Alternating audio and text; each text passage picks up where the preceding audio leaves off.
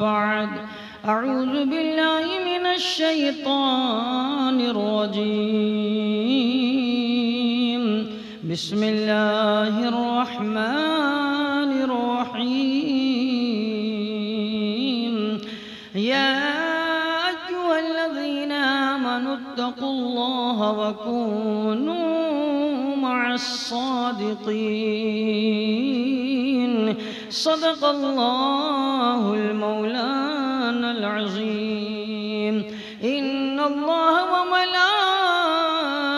وملائكته يصلون على النبي يا أيها الذين آمنوا صلوا عليه وسلموا تسليما اللهم صل على سيدنا شفيع مولانا محمد بارك وسلم صلوا عليه صلاة وسلاما عليك يا رسول الله صلی اللہ تعالی علیہ وسلم جسے تغلی کی محبت ملی ہے جسے تغلی کی محبت ملی ہے جسے تغلی کی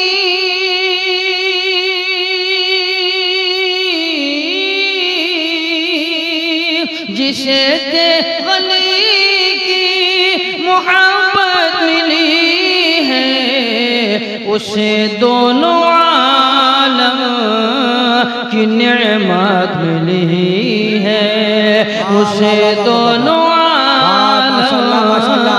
کی نعمت ملی ہے حسن تجھ کو شہرت جو عزت ملی ہے حسن تجھ کو شہرت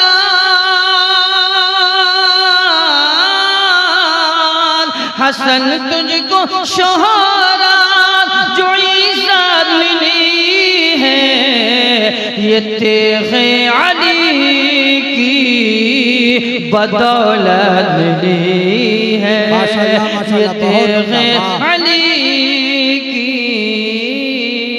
بدولت ملی ہے ماشاءاللہ آپ سب سرکار سرکاہی کے چاہنے ماننے والے دیوانے ہیں اور آج سرکار سرکاہی کے خلیفہ کا یہ عرس مبارک کا جلسہ ہے بہت شاندار خطاب ابھی آپ حضرت علامہ مفتی حماد رضا صاحب قبلہ سے سماعت فرما رہے تھے میری تقریر کا عنوان کچھ اور تھا مگر میں یہ چاہتا ہوں کہ جس گلی کے مسافر آپ ان کی تقریر میں ہو چکے تھے اور جہاں جہاں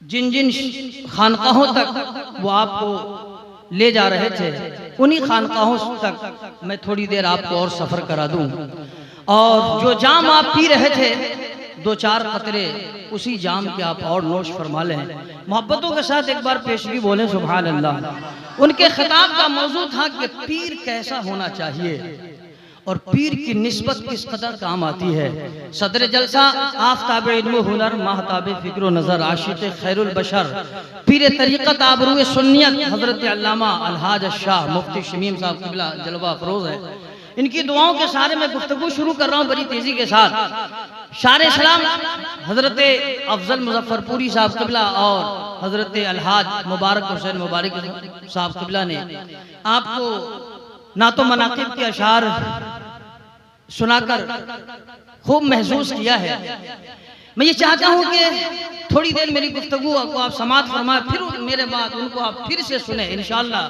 آپ کو پھر وہی لطف آئے گا حضرت فرما رہے تھے پیر کیسا ہو خواجہ پاک کی چوکھٹ پر بھی آپ کو لے جا رہے تھے غوث اعظم کی بارگاہ میں بھی آپ حاضری دے رہے تھے میں بھی سرکار خواجہ غریب نواز کی بارگاہ سے اپنی گفتگو شروع کرتا ہوں نقیب اعظم ہندوستان سے گزارش ہے آپ بھی دعاؤں سے نوازیں ادھر چلے آئیں بائیں طرف تاکہ آپ کے چہرے کا دیدار ہوتا رہے مزاج جانتا رہے، توجہ سے سماعت فرمائے۔ کہتے ہیں خواجہ پاک کی چوکھٹ پر آنے والا ایک جوگی آیا ہے۔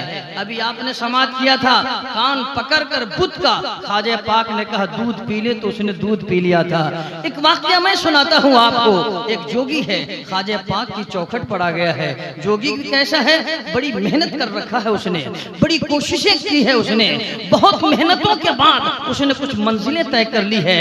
بزرگوں نے لکھا ہے اس کے دل کی ایک کھڑکی کھلی ہوئی تھی، اس کے اندر ایک کمال آ چکا تھا، بڑی خوبیوں کا حامل تھا۔ وہ خوبی کیسی تھی، اس میں کمال کیسا تھا؟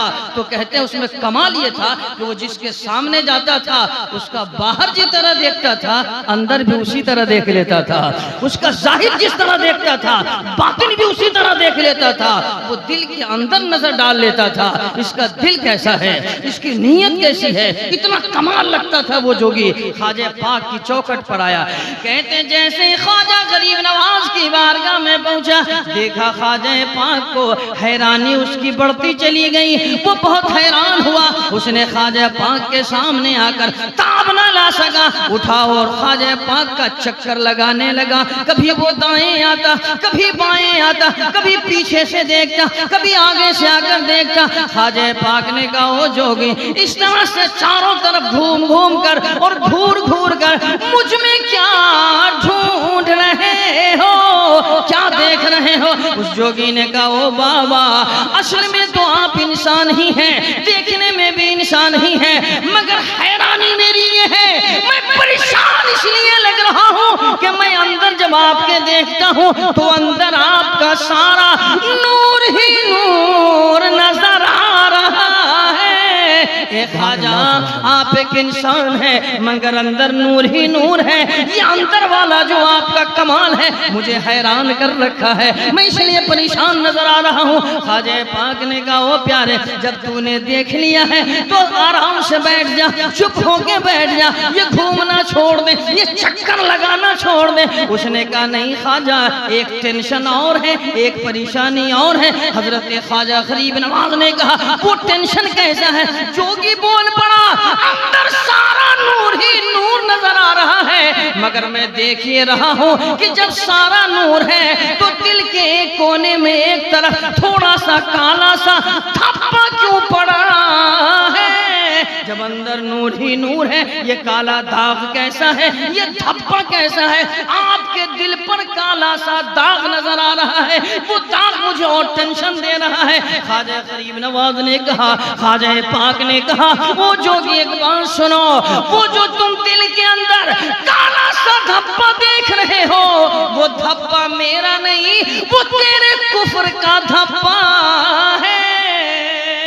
خواجہ پاک نے کہا وہ جوگی تو جو دھبا دیکھ رہا ہے یہ ابھی کا بھی مٹ سکتا ہے، یہ ابھی کا بھی ختم ہو سکتا ہے۔ جوگی نے کہا وہ کیسے؟ کہا کہ اگر تو دیکھنا چاہتا ہے تو ایسا کر، تو کلمہ پڑھ لے اور دیکھ ابھی وہ دھبا مٹ جائے گا۔ اس نے کہا خواجہ پاک جو دل میں دھبا آپ کے پڑا ہے، کالا داغ آپ کے دل میں نظر آ رہا ہے، کلمہ میں پڑھوں آپ کے دل کا داغ کیسے دھلے گا؟ حضرت نے فرمایا جب داغ دکھ رہا ہے تو مٹے گا تب بھی دکھے گا۔ اس نے کہا ہاں تب بھی دکھے گا۔ خواجہ پاک نے کہا تو پھر پڑھ کے کلمہ دیکھ لے۔ جوگی نے کہا جب ایسی بات ہے تو لیجیے میں پڑھتا ہوں۔ پڑھا پھر اس نے لا الہ الا اللہ محمد رسول اللہ، جیسے ہی اس نے کلمہ پڑھا خواجہ پاک کے دل سے وہ داغ پھر سے نکل گیا، نور کی شعائیں نکلنے لگی، وہ منور ہونے لگا، معطر ہونے لگا، قدموں پہ گر گیا۔ اے غریب نواز دیکھا ہم نے کلمہ ادھر میں نے پڑھا، داغ آپ کے دل کا دھل گیا، مگر بات سمجھ میں نہیں آئی میرے کلمہ پڑھنے سے آپ کے دل کا داغ کیسے دھلا؟ خواجہ پاک نے کہا او پیارے تو ایک صرف خواجہ غریب نواز کے سامنے نہیں بیٹھا ہے، تو ایک آئینے کے سامنے بیٹھا ہے، تو ایک آئینے کے سامنے بیٹھا ہے۔ وہ جو داغ میرے دل میں نظر آ رہا تھا وہ میرا نہیں تیرے کفر کا داغ تھا، جیسے ہی تو نے کلمہ پڑھا ہے کفر کا داغ مٹا ہے۔ آئینہ تو پہلے سے صاف تھا، اب تجھے صاف دکھنے لگا، اب تجھے صاف دکھنے لگا ہے۔ اللہ والے اس طرح سے لوگوں کو دامن اسلام میں لایا کرتے تھے۔ پیر اگر خواجہ کی طرح ہو تو پھر مرید قطب الدین بختیار کاکی کی طرح ہو جاتا ہے، پیر اگر خواجہ قطب الدین کی طرح ہو جائے تو پھر مرید بابا فرید کی طرح ہو جاتا جاتا ہے، اور پیر بابا فرید کی طرح ہو جائے تو مرید محبوب الہی کی طرح ہو جاتا ہے۔ پیر سرکار سلطانی کی طرح ملے تب مرید سرکار نمازی کی طرح بنتا ہے۔ ٹھیک کہا انہوں نے، پیر تلاش کر دیکھو اور تلاش کر دامن پکڑو، ذہن قریب کرو۔ یہ جو اٹھک بیٹھک کا معاملہ آتا ہے، آنے والے خطیب کا ذہن اسی طرح منتشر ہوتا ہے۔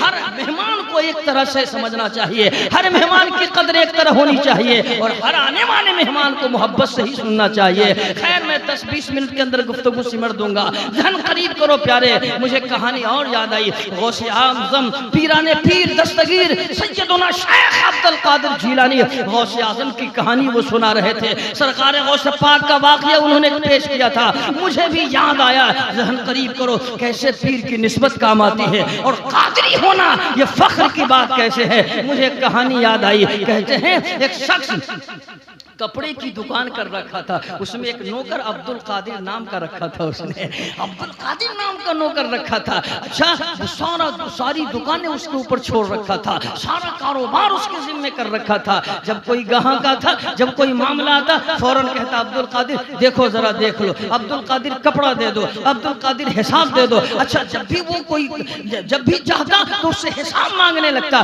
عبد القادر صبح سے دوپہر کا حساب دے دو، دوپہر سے شام کا حساب دے دو۔ کہتے ہیں وہ زندگی بھر یہی کام کرتا رہا۔ ایک وقت آیا، ایک گھڑی آئی، ملک الموت آ گئے، اس کا انتقال ہو گیا۔ قبر میں اسے لوگ سلا کر آ گئے، ادھر منکر نکیر آ گئے، کہا مر رب کا، بول تیرا رب کون ہے۔ اس کے ذہن میں یہ بات ہی نہ رہی، یہ بھول گیا تھا کہ مجھے موت آ گئی ہے، میں مر چکا ہوں۔ اس نے یہ سوچا میں دکان میں ہوں اور کوئی آ گیا ہے سامنے، جیسے ہی کہا پر رب کا، تیرا رب کون ہے، تو اس کی زبان سے بے ساختہ نکل گیا عبد القادر ذرا حساب دے دو، عبد القادر حساب دے دو۔ جیسے ہی اس نے کہا عبد القادر حساب دے دو، اللہ اکبر، سرکار غوث اعظم سرکار سیدنا شیخ عبد القادر جیلانی رحمت اللہ تعالی علیہ بغداد شریف سے اس کی قبر میں جلوگر ہو گئے، اور کہا فرشتوں اسے چھوڑ دو، اس نے مجھے آواز دے دیا ہے، اسے تم چلے جاؤ، اسے آزاد کر دو، اب اس سے سوال نہ کرو۔ اس کی آنکھیں کھلی،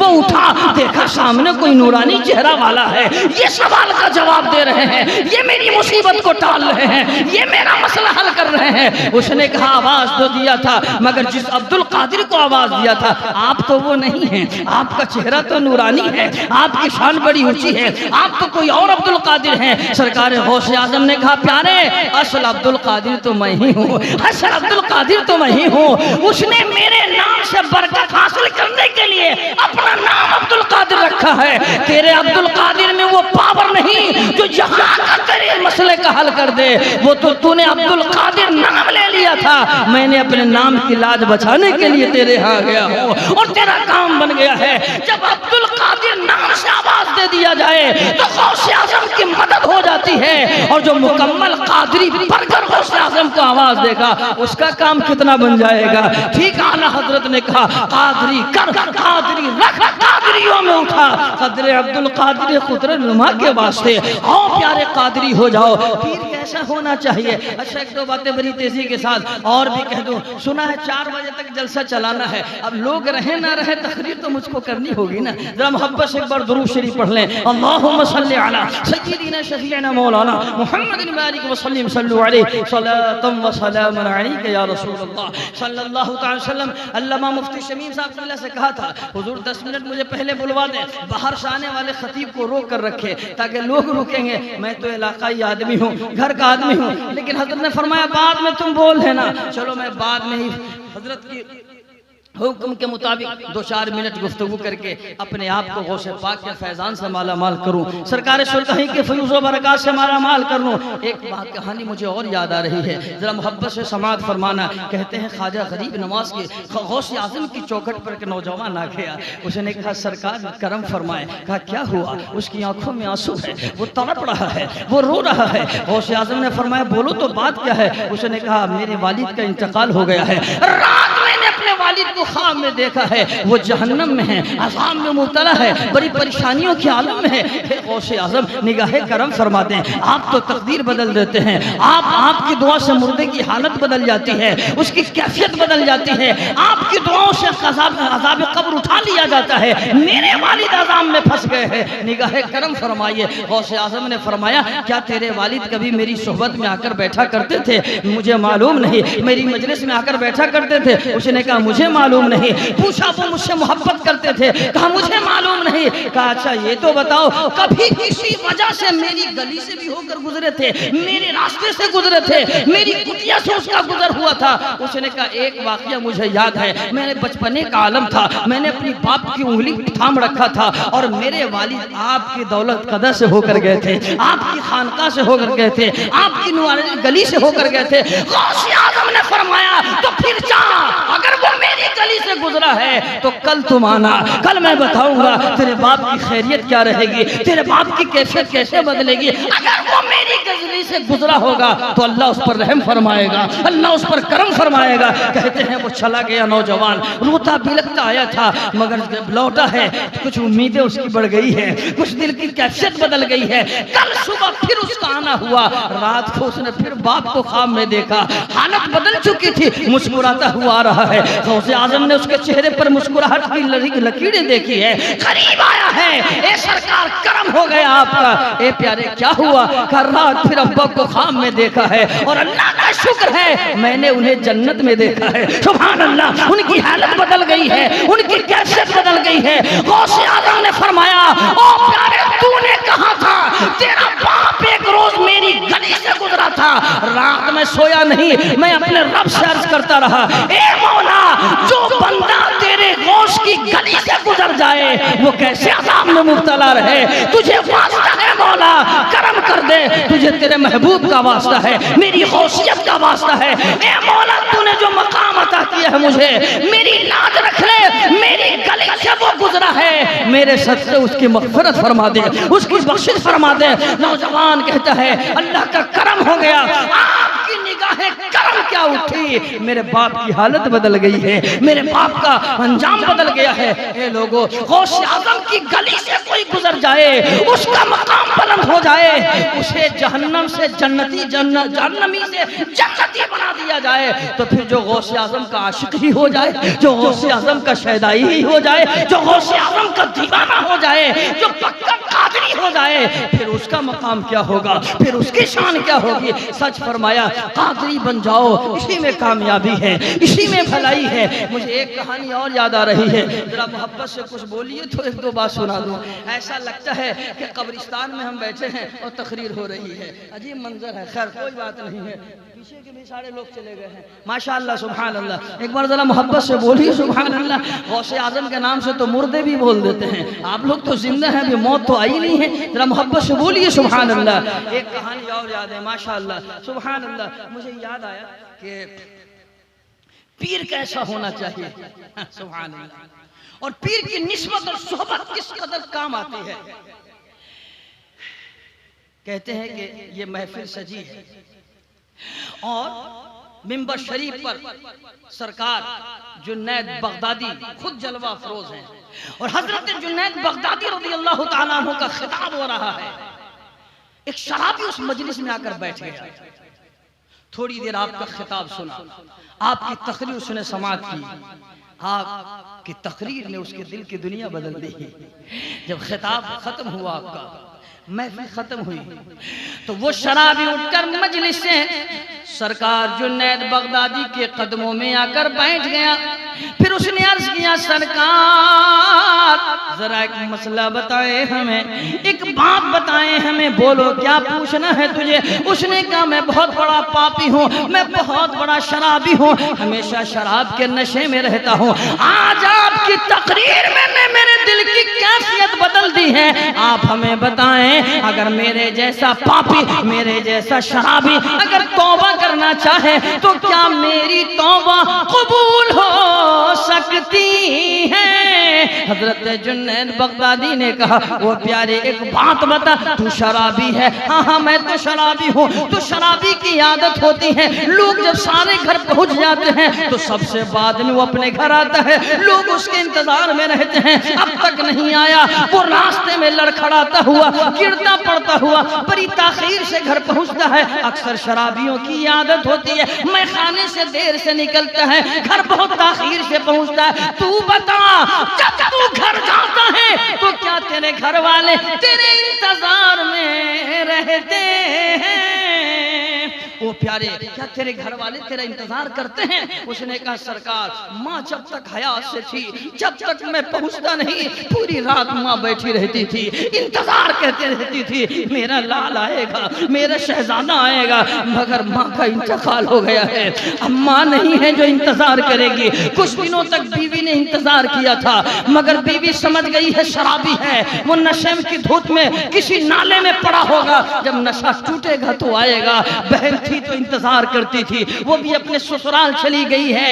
اے سرکار اب کوئی ایسا نہیں جو میرا انتظار کرے۔ جیسے ہی اس نے کہا نا کوئی نہیں جو میرا انتظار کرے تو حضرت جنید بغدادی کی آنکھوں میں آنسو آ گئے، تڑپ گئے۔ کہا پیارے چپ کر جا، چپ کر جا، ایسی بات کبھی مت بولنا کہ کوئی انتظار نہیں کر رہا ہے۔ یہ بات سچ ہے تیری ماں انتظار نہیں کرتی، یہ بات سچ ہے تیرے باپ انتظار نہیں کرتے، یہ بات سچ ہے تیرے گھر والے تیرا انتظار نہیں کرتے، مگر قسم رب ذوالجلال کی اللہ تو اب بھی تیرا انتظار کر رہا ہے، تیرا رب اب بھی تیرا انتظار کر رہا ہے، اس کی رحمت آواز دے رہی ہے او پیارے آپ پلٹ کے آ جا، میری چوکھٹ پر آ جا، ایک بار تو شرمسار ہو کر کہہ دے مولا مجھ سے غلطی ہو گئی اب نہیں پیوں گا، تیرا رب تجھے معاف کر دے گا، تیرا رب تجھے بخش دے گا۔ تو رب کی رحمت اب بھی آواز دے رہی ہے، خدا انتظار کر رہا ہے۔ فوراً قدموں سے لپٹ گیا، سرکار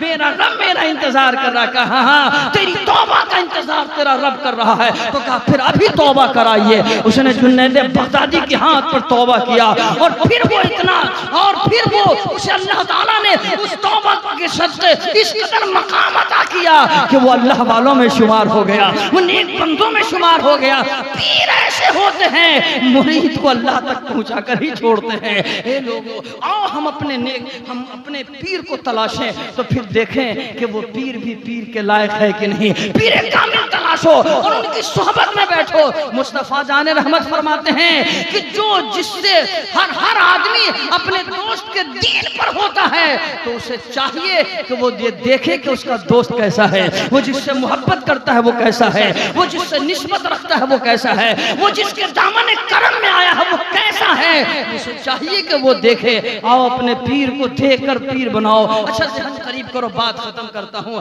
حضرت ابراہیم بن ادہم رحمت اللہ تعالیٰ علیہ کی بارگاہ میں ایک شخص آ گیا۔ یہ بات بہت غور سے آپ سنیں، میری تقریر سمٹ رہی ہے۔ کہا سرکار میں پاپی ہوں، میں گنہگار ہوں، میں سیاہ کار اور خطا کار ہوں، میں گناہوں میں پڑا رہتا ہوں، گناہوں کی عادت پڑ گئی ہے۔ سرکار کرم کیجئے کوئی نصیحت کر دیجئے کہ میں گناہ سے باز آ جاؤں، میں گناہوں سے دور ہو جاؤں۔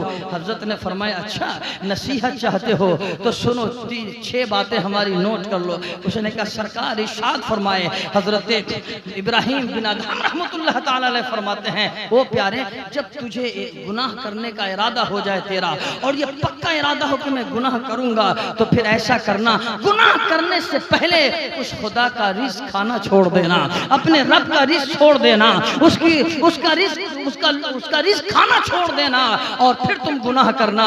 اس نے کہا یہ تو بہت مشکل کام ہے۔ وَمَا مِن دَابَّةٍ فِي الْأَرْضِ إِلَّا عَلَى اللَّهِ رِزْقُهَا، جتنی مخلوقیں ہیں سب کا رزق اسی کے ذمہ کرم پر ہے۔ رزاق تو ایک ہے، وہی سب کو کھلاتا ہے، اگر اسی کا رزق نہ کھائے تو پھر کہاں جا کر کھائے گا؟ یہ تو بہت مشکل ہے۔ حضرت ابراہیم بن ادہم نے کہا یہ بات بھی اچھی نہیں، یہ کتنی بے وقوفی کی بات ہے کہ جو کسی کا رزق کھاتا ہو اور اسی کی بات نہ مانتا ہو، اسی کا حکم نہ مانتا ہو۔ اس نے کہا بات دل پر اتر گئی، حضور اور نصیحت فرمائے۔ تو حضرت ابراہیم بن ادہم نے کہا ایک بات اور نوٹ کر لے، اگر تیرا ارادہ ہو کہ گناہ کیا جائے اور پکا ارادہ ہو جائے گناہ کر لینا ہے تو گناہ کرنے سے پہلے तुम एक काम करना, उसकी जमीन को छोड़ कर कहीं और चला जाना, उसकी धरती से कहीं और चला जाना, उसके इलाके से कहीं और चला जाना। उसने कहा ये तो और मुश्किल है। अल्लाहुल्लज़ी खलक़स समावाति वल अर्द, खुदा तो वही है जिसने सारी जमीन आसमान को पैदा किया,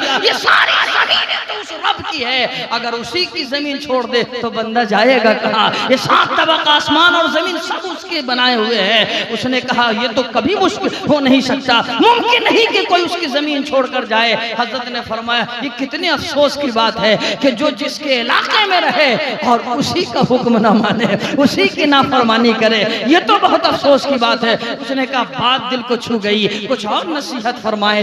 हजरत ने फरमाया एक काम कर, जब गुनाह करने का तेरा इरादा हो जाए तो तू वहां जाकर गुनाह करना जहां तेरा खुदा तुझे देख न रहा हो, जहां तेरा रब तुझे देख न रहा हो। उसने कहा ये तो और मुश्किल है, इसलिए कि वल्लाहु बसीरुम बिल इबाद, अल्लाह हर बंदों को देख रहा है। इन्नल्लाह काना अलैकुम रकीबा, अल्लाह तो हर वक्त अपने बंदों को देख रहा है। वल्लाहु खबीरुम बिमा तामलून, वो तो बंदे के काम को भी देख रहा है। इन्नहु अलीमुम बिज़ातिस सुदूर, वो तो दिल की नीयतों को भी देख रहा है, उससे कैसे छुपा जा सकता है। हजरत ने फरमाया ये कितने अफसोस की बात है, कमअक्ली और बेवकूफी की बात है कि जब खुदा देखता हो उसके मौजूदगी में बंदा गुनाह में लग जाए, ये कितने अफसोस की बात है। उसने कहा बात दिल को छू गई, कुछ और नसीहत फरमाए। अच्छा यहाँ पर एक कहानी मुझे और याद आई कहें तो 2 मिनट का वक्त और ले लूं। ये जितने 2-4 लोग आगे बैठे हैं 2-4 मिनट आपका बढ़ा दूं, इजाजत है? एक बात और याद आई, इसी पीर की कहानी याद आई है। कहते हैं एक मुरीद अपने पीर का बड़ा महबूब हो गया और मुरीदों को जलन हो गई और मुरीदों को टेंशन हो गया, क्या यही इतना महबूब क्यों है, यही इतना मकबूल क्यों है। हजरत ने फरमाया कल सब मेरी खानकाह में आ जाना। सारे मुरीद आ गए हैं, हजरत ने सब के लिए इंतजाम किया है। क्या? एक मुर्ग है, एक छुरी है। हजरत ने सबको पकड़ाया, जा इसे ज़िबा करके ला, याद रखना ज़िबा वहां करना जहां कोई तुझे देख ना रहा हो। सारे मुरीद गए, किसी ने दरवाजा बंद करके घर में ज़िबा कर लिया, कोई जंगल में चला गया वहां ज़िबा कर ली, कोई दरख्त की आड़ में छुप गया, कोई चटियल मैदान में गया, सब ज़िबा कर लिए। आने लग गए, 1 आया, 2 आए, 3 आए, सारे मुरीद आ गए, मगर जो महबूब था अब तक नहीं आया, जो पसंदीदा मुरीद था अब तक नहीं आया, जो हजरत के ज्यादा करीब था वो अब तक नहीं आया। आपस में सब बात कर रहे, देखो जो ज्यादा महबूब है उसी को ताखीर हो रही है, वही देर से अब तक नहीं आया। खैर वो भी मुरीद आया, मगर वो ज़िबा करके नहीं लाया, वो तो मुर्गा जिंदा लेकर आया। हजरत के करीब आया, अब लोग आपस में सारे फिर भाई बात कर रहे, देखो हजरत का एक हुक्म न मान सका, इतना महबूब है। हजरत ने फरमाया ओ प्यारे तुम सबने मुर्ग ज़िबा कर लिए? हाँ हुजूर कर लिया। कहा कहाँ किए? कहा अपने घर में बंद करके किया था, कोई देख रहा था? नहीं हुजूर कोई नहीं था। तुमने कहाँ किया?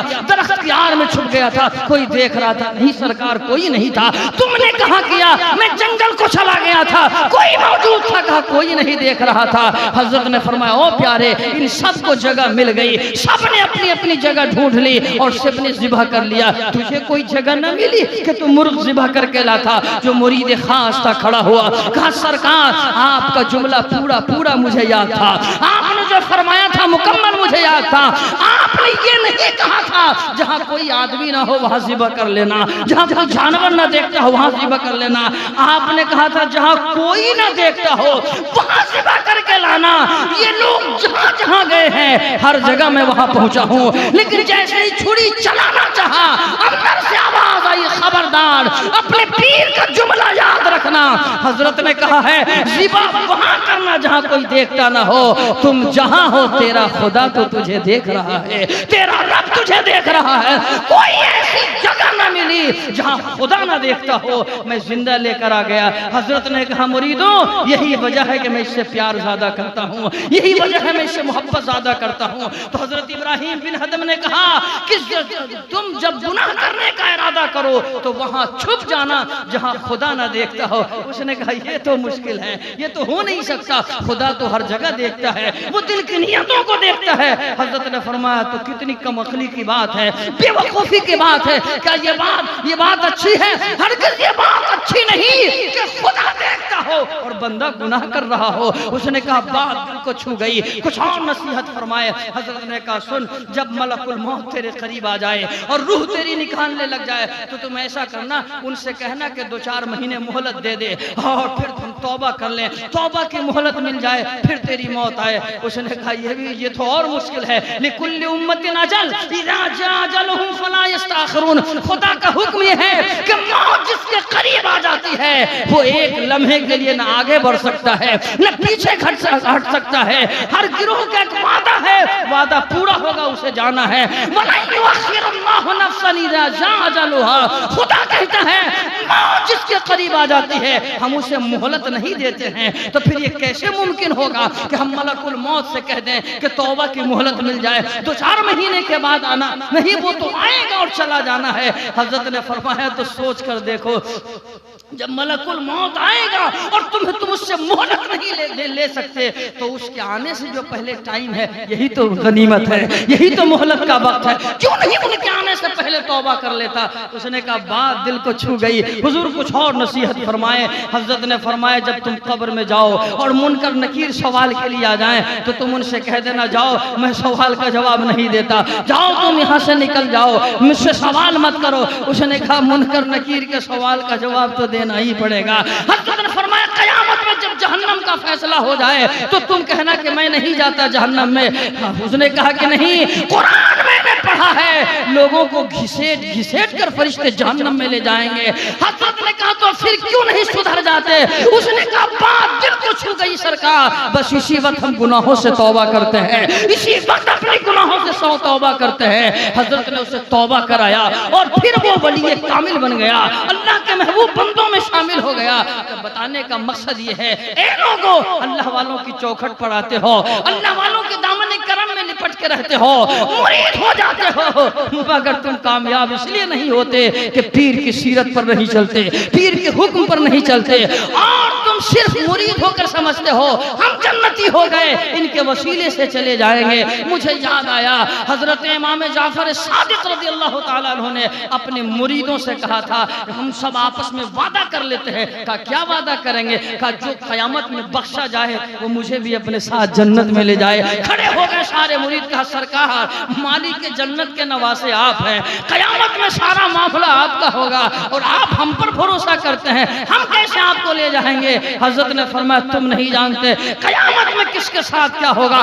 وعدہ کرتے ہیں جو بخشا جائے گا وہ دوسروں کو بھی لے جائے گا. اے لوگو آؤ اپنے آپ کو سنبھالو, اللہ والوں کی چوکھٹ پر آنے والوں, اللہ والوں کی سیرت کو اپنا لو, اللہ والوں کی محبت میں رہنے والوں, اللہ والوں کے کردار کو اپناؤ.